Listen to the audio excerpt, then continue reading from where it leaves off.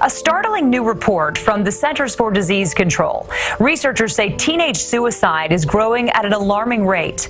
Since the year 2000, the suicide rate for teens is up 28%, with a startling average of 5 deaths a day.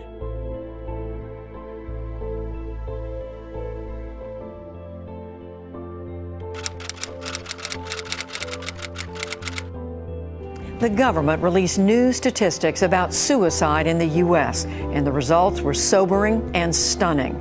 The nation's suicide rate is at its highest point since 1986. Indian officials and news reports said that at least 19 students in India's Telangana state are thought to have committed suicide after failing school final examinations. Parents and students have been protesting across the state since the results of the intermediate examination for students of the 2 senior-most grades were announced on April 18.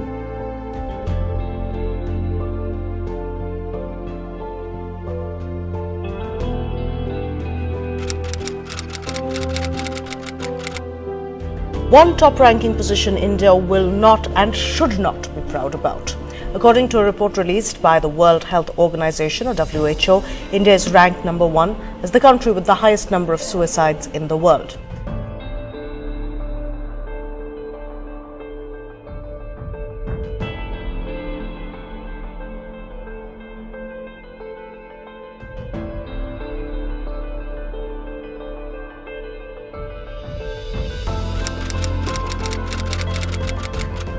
Suicidal people are terrified to ask for help because the whole idea of suicide has been stigmatized to the point where even those of us who struggle with it seem to believe we are in fact crazy. This is Sadie Penn. On October 1st of 2015, Sadie tried to commit suicide. She tried to overdose herself but was fortunately saved. Sadie believes that suicide is something that no one should go through and that it is extremely difficult to talk about it. She believes so because talking about it makes it real. Is this the reason why thousands of students commit suicide every year? Or is it that there is no support, no help, or even no reason to live anymore? Looking back, I really do wish I would have chosen to ask for help because I know now without a shadow of a doubt that my friends and family would have been there for me. But how was I supposed to know that those dark thoughts that I was having were thoughts I could have spoken out loud?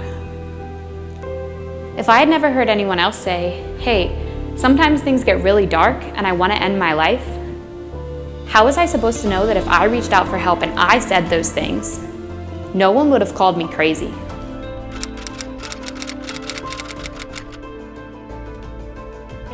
This is Miss Indrajit Soki. This was the first interview I conducted in my personal project. She is a school counselor and has a master's in counseling psychology and many more qualifications. She started working with teenagers because she was able to identify with them. Her point of view on suicide is very detailed and logical. She has had multiple cases of depression, anxiety, body shaming, learning disorders, social problems and more. Ms. Indrajit is very experienced and believes that all of these issues are interlinked, and when they all escalate to a certain point, the teenager may even commit suicide if not provided with the right help. She believes that the frequency of teenage issues has only been rising exponentially, and recently has it been on such a high.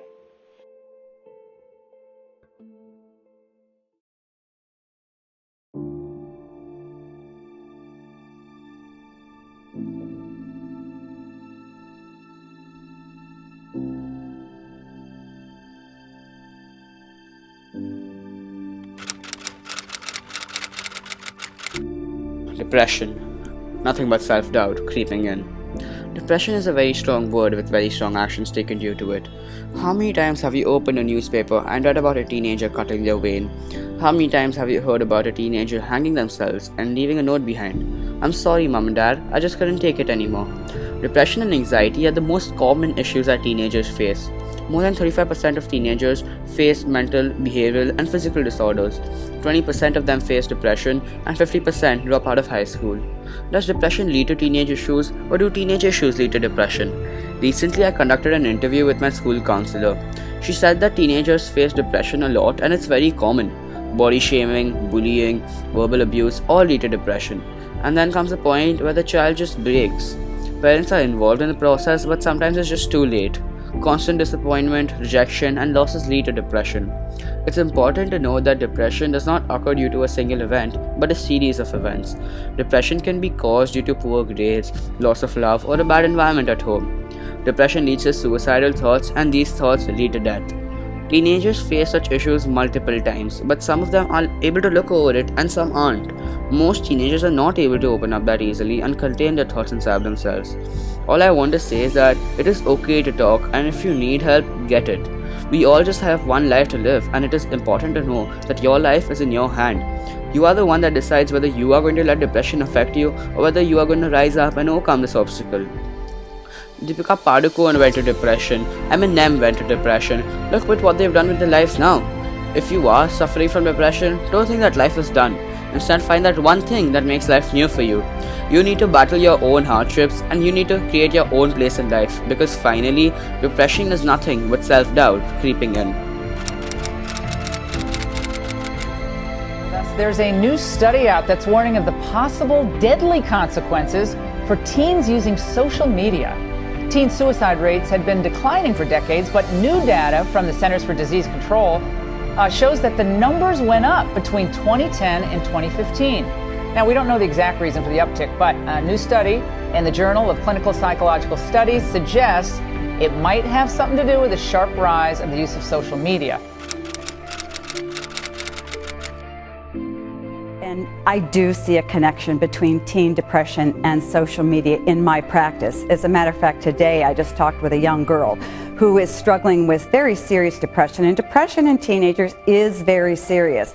How can it be related to social media? Depression in a teen is all about the self, hating the self. Deep down subconsciously, teens don't like who they are. Not being able to escape from the world, the bedlam of the everyday hustle bustle of socialization. Home used to be a safe haven. It's not anymore.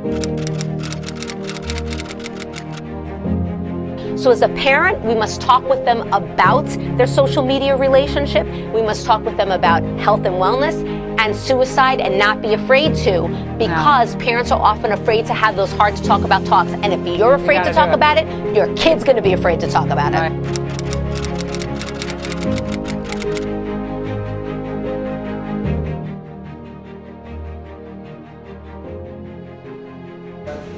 I'm Ahan Chakar, I'm 15 years old. So, what are the most common issues that you face?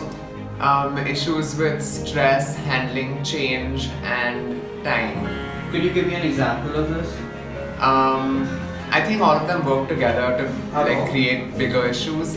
So you have stress, time management, and a lot of change that you're dealing with. So say physical changes, mental changes, and yeah, those can be quite big issues. Do you and your parents share a good bond, and can you effectively communicate with them about all your problems? Yes, quite a good bond. Okay, how serious do you think teenage issues are, and can they impact teenagers significantly? Teenage issues are extremely serious. If you don't address them and if you simply neglect them, they get even more serious. So I think we just have to accept them and think about and talk about them with other people. In a moment of grief, how can a friend help? You should be open to talking to your friends firstly, after which your friends can give advice or just calm you down or share their experiences in order to solve your problems and help you get through the issues.